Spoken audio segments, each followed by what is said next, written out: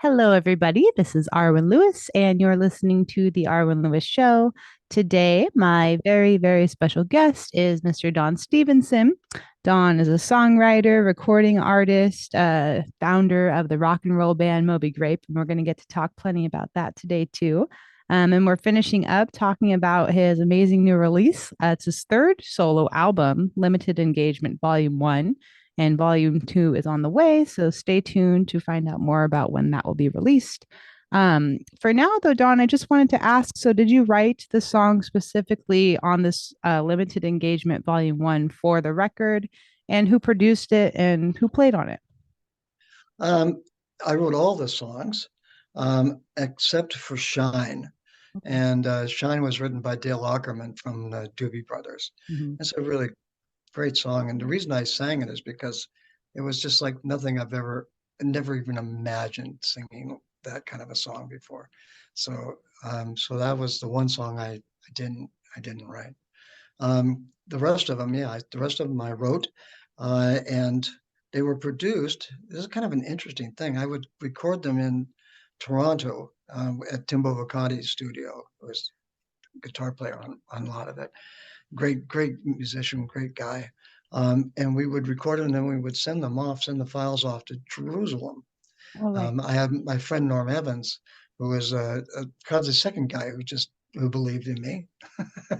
Great Interestingly band. enough, he just said, "Look, man, I got these guys in Jerusalem that have a production company. They're kind of like the, you know, Beatles Martin. These guys are that. These guys have all kinds of 1,000 songs in their catalog and have all kinds of wonderful studio equipment and great musician. Jimmy Clark is so we would record it in Toronto and then send it off to Jerusalem, and then they would add like choral voices and other things and send it back, and I'd go back in and add more vocals. So it was this collaborative effort between myself and Sound Suite Records, and their production. So it was a really an interesting an interesting way to get this record finished.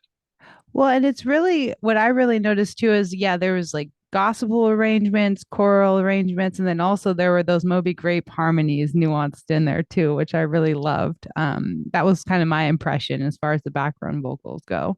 Is that right to you or Yeah, I think there's a lot of songs on this album that if I would have been able to bring them to Peter and Jerry and Bob and Skip, that we could have done something really fun with them, yeah. because there's a lot of that Moby Grape influence that just never left my core, and including not being limited to any one particular genre of music. I mean, there's a song on here called Separation that's nothing but a guitar and just song about, it's just, like getting in bed, putting the blankets over your head, and not coming out for 5 days. That can Yeah, happen. that is. So, but I'm just saying, and then it goes all the way to a choral, a men's choral background with all kinds of wonderful, effects. So, Yeah. and then just country and a little jazz and a little rock and roll and blues, and so yeah. I think that if I would have loved to been able to bring some of these to my brothers in the Grape, and we could have had a lot of fun with them. A lot of them are still there, and my influence in harmonies and in music and in the sound I like to hear still comes from that. Only it's how it is for me now, but that's the base of it all. Well, what's cool about all of you too is that you've has Jerry's got to have released some solo stuff too, hasn't he? Or no? He's got I know. 4 or 5 singles that he's Uh, done. yeah, and then I know like right, I Bob, mean, you, my dad, and Skippy, of uh, course, or like you've all, it's cool to hear all of your separate projects, and then like compare them and hear how you've influenced each other too. I just and I think that's a really interesting thing to think about, if you're like big fan or somebody who knows all about the band like me. well, uh, what was really cool about the band, one of the things that I just missed dearly is like when we had our audition together, we actually blew each other's minds. yeah. Jerry and I went up to San Francisco, and Peter and Skip and Bob were already there with Matthew Cates, Hmm. who had brought Skip over from the airplane. And we just sat down and played together, and it was just amazing. We'd never met each other, and when we played, Jerry and I didn't wonder if we got the audition, and we knew we had the audition. We left that place just filled with like it was just like, wow, that was so cool.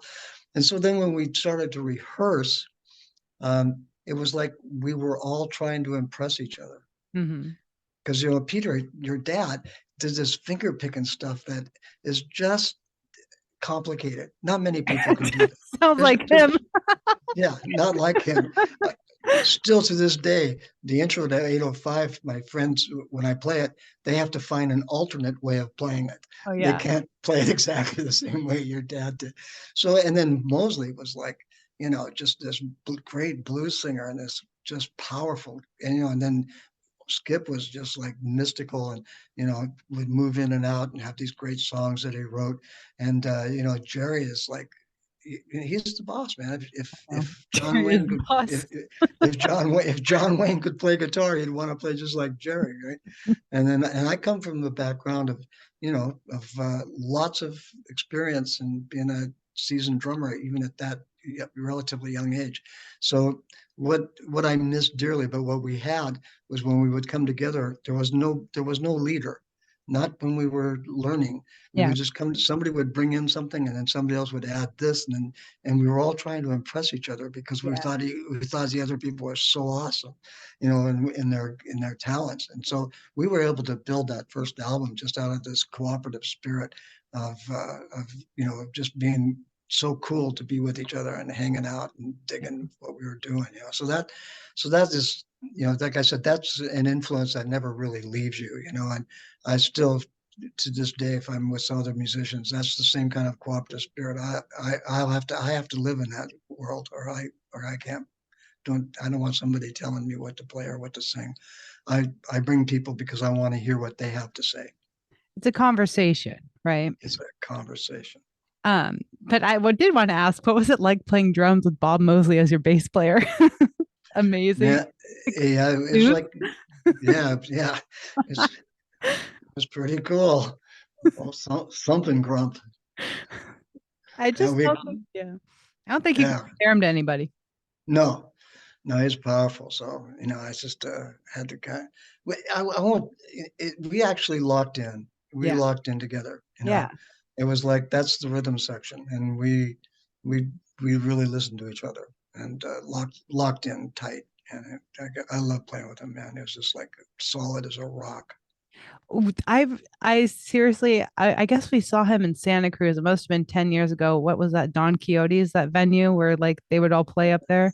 Yeah, yeah, I went there. And I remember I saw Bob and I gave him a hug, and it was literally like hugging a rock stone statue. Like, and he's like 75. Like it was, Right. there's nothing, no, no, never No, seen anybody like him. But what was no. cool about all these is that you all have this different timbre and power and melody thing in all of your voices. And that was very just complex, but it all fit together so perfectly. You were the perfect group of five people to make that music, and your instruments did it, and your voices did it. And I remember Sam Andrews, a widow now, Elise. Do you know Elise? I don't know if you know her. I knew Sam. I hadn't the pleasure of meeting his wife. I Elise played is, with Sam a lot of times. yeah, yeah, I know. And he was part of the band at one point. I can't remember. Yeah, when we were up in Seattle, Sam would come and join us. And but I remember Elise, she's an old family friend. And she was like, it was like watching me, my friends and I used to call them the wall of men. Like all five of you, just like the great wall of men. That's what it was. Oh man. But you guys were just, yeah, there's nothing like it. And people who go to their shows or went to your shows, that I run into now, if I mention the band or something, they're like, oh my God, I was here. And it's always they were somewhere all around the country or somewhere all around Europe or something. All of these people, like, I mean, you're legends, which is awesome.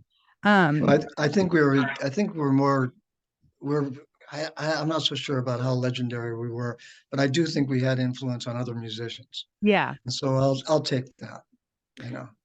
What about like I wanted to ask about your experience like at the Avalon. Like I remember my dad saying that like everybody wanted to play at the Avalon because the way the sound bounced off of the walls. Do you remember that? Or is that like an accurate description? Or do you have some fond memories of some of those shows in San Francisco that you want to share?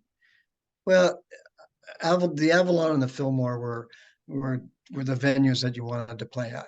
My favorite place to play though was the Arc. So that was just my place where before we were known by anybody, then people would just come over the after hours and we'd be there with Janis Joplin and with Buffalo Springfield and Lee Michaels and Moby Grape.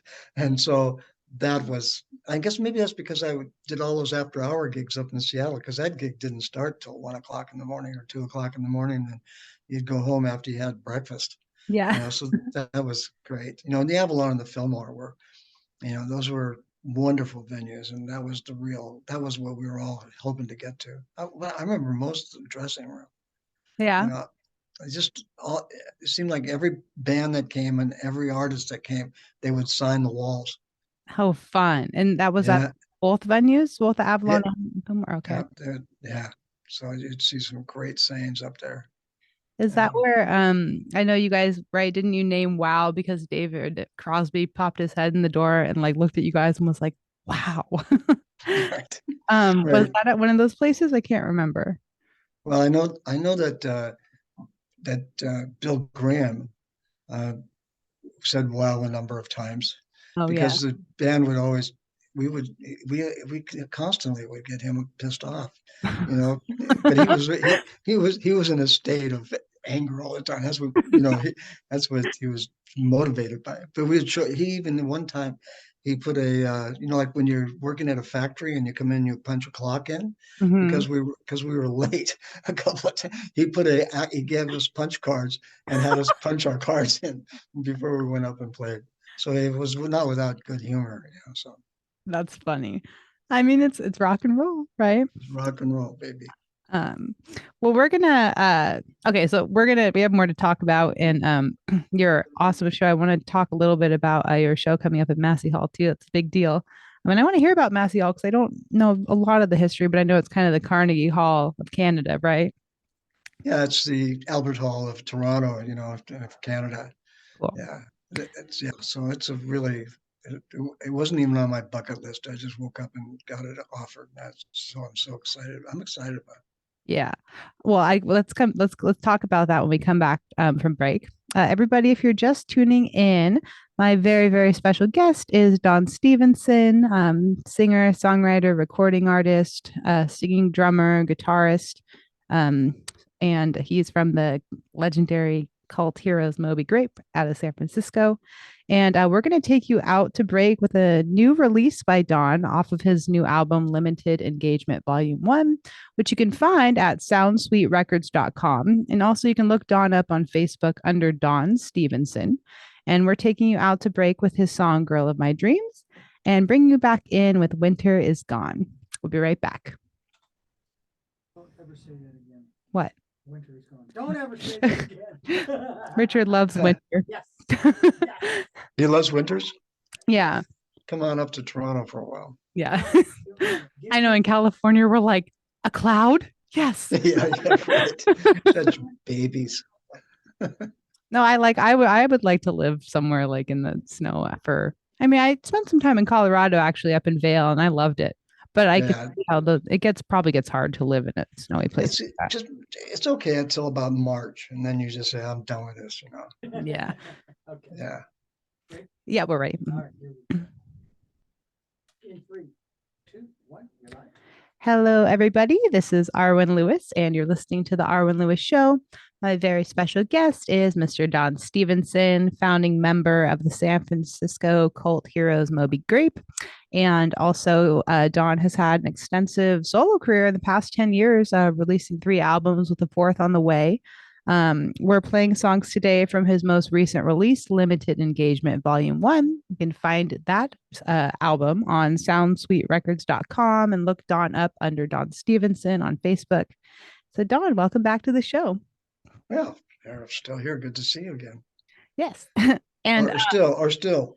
yeah, Yeah. be on Zoom one day. Maybe we'll be in a studio together with the TV cameras rolling and stuff. That'll be fun. Well, you already were on one of my recordings, and it was really cool. Dog on a Bone.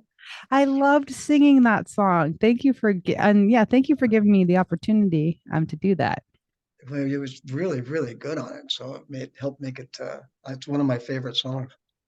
And that was on Buskin' in the Subway, right? And then my dad played some Right. my guitar. Yep. Your dad played guitar on that. It's just like, so it was appropriate. It was perfectly appropriate. Yeah, I felt like we all meshed really well on that track. Yeah. And what about Buskin' in the Subway? So was that your first solo release or was it King of Fools that your first King of one? the Fools was my first one. Okay. And then Buskin' in the Subway. Okay, this is a good idea. Let's talk about that and then move into Massey Hall and we'll talk about the evolution to Massey Hall. Sure. Sure. So you do actually spend some time busking in the subway, right? How was that experience? Well, when I think it's probably it was before COVID, a Mhm. couple of years before COVID. And I'm sitting in Toronto and I'm going to open mics all the time and playing, because playing in public on guitar and singing my songs is not something that I haven't done a lot of that. It was pretty fresh. So I would go to a lot of open mics. So I thought, well, if I was just you know, beginning, what would I do?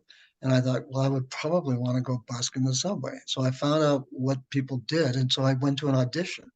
Oh, So you had to go to an audition.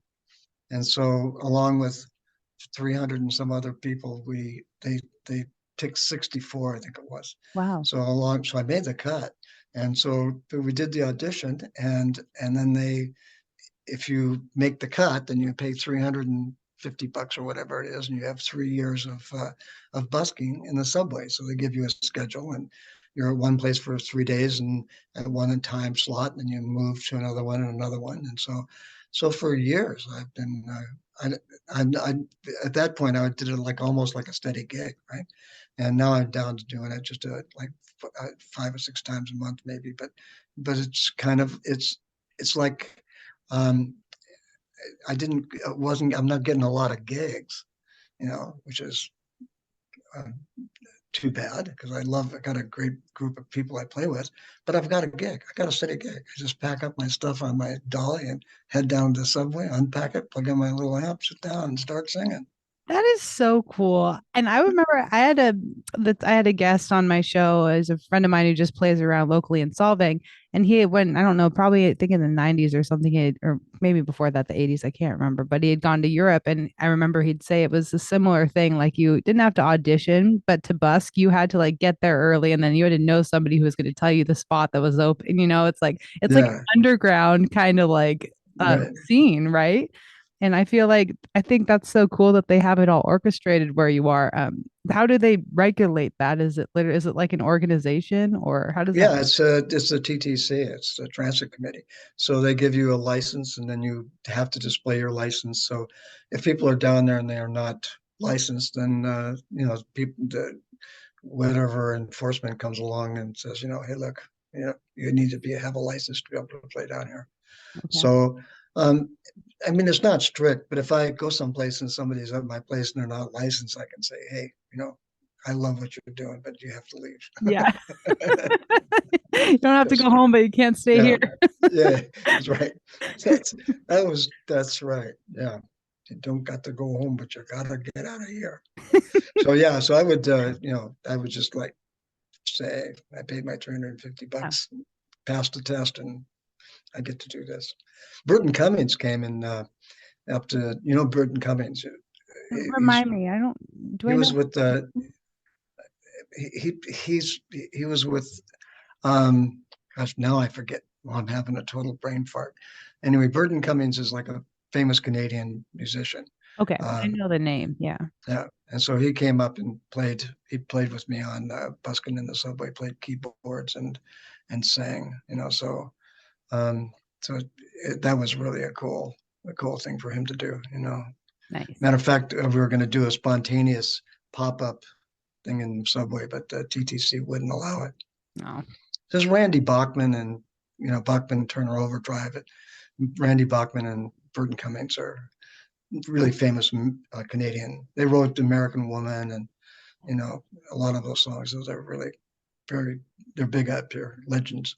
oh yeah. I mean, iconic songs. Totally. Yeah, Well, and iconic, speaking of iconic, Massey Hall. Let's talk about that. So let's talk about your upcoming show there. And can you tell us a little bit about the history of Massey Hall? Well, Massey Hall, like I guess all I have to say is that 3 days ago Dylan played there. Yeah, You okay. know, you know, so everybody that comes through Toronto, that Billy Joel or whoever it is, if they're not playing the Coliseum, they're playing Massey Hall, and it's a very prestigious venue. It holds like 3,000 people, and it's just beautiful. Acoustics are couldn't be any better, and it's been an iconic venue for 50 years, 60 years. So it's been a place where everybody has played, and so but you don't get on at Massey Hall, So, but this group that has been, they're kind of the official group, with the blessing of the band and whoever was running that, whoever's managing that, you know, their catalog. With that, with their official blessings, this group from San Diego, Chest Fever, is the official band that covers the band, the Yeah. Martin Scorsese's documentary. So they do the exact duplicate of that complete documentary on stage, and Wow. they do it flawlessly. And so they asked myself and a number of other local musicians to come in. So I'm going to be playing on 3 or 4 of the Dylan songs, with a local guy, Jerry Ledger. So it's really, it's going to be great to be able to stand up there on that stage. Like I said, I never thought I'd get on on uh, on Massey Hall stage, but I'm really happy I get to. It's cool. I mean, I'm not surprised. Very happy for you. Thanks. And very appropriate. I'm doing one with Jerry, who's like, he's a young guy, and who I have him on my volume 2 of this album. But one of the songs we're doing together is "Forever Young," and Nice. that's really, yeah, it's nice. It's really Cool. nice.